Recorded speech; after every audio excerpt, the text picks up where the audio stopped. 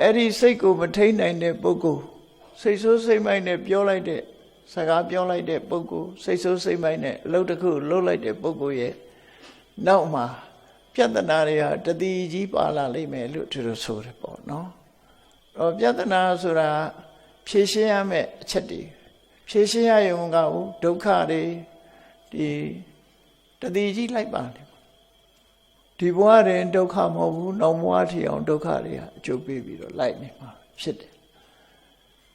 ဒါကြောင့်မြတ်စွာဘုရားရဲ့အဆုံးအမစိတ်ကိုအဓိကထားတယ်ဒါအပြင်ကောင်းတဲ့ဘက်ကိုရောကြည့်လိုက်ရင်လည်းပဲစိတ်ကဥဆောင်တာနောက်ဒီတနာတော်ကြလို့ဟောတော်ဆို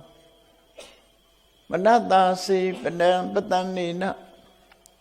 တခါတည်းလူရဲ့စိတ်ဟာစိတ်ကောင်းနှလုံးကောင်းဆိုတာဖြစ်လာတယ်တွေ့သားပေါ်မှာငဲ့ကြတဲ့စိတ်မေတ္တာထားတဲ့စိတ်အကျိုးစီးပွားကိုလိုလားတဲ့စိတ်ဆိုတဲ့ဖြူစင်တဲ့စိတ်ဓာတ်လေးတွေတခါတည်းတစ်ဖက်သားကိုကူညီခြင်းတဲ့စိတ်တွေအဲ့ဒီလိုစိတ်ကောင်းနှလုံးကောင်းလေးတွေဝင်လာပြီဆိုလို့ရှိရင်အဲ့ဒီစိတ်ကောင်းနှလုံးကောင်းနဲ့ပြောလိုက်တဲ့စကားလှုပ်လိုက်တဲ့အလုပ်ကြတော့ထို့သောပြုလုပ်မှုကြောင့်ပြောဆိုမှုကြောင့်နောက်ကတတိကြီး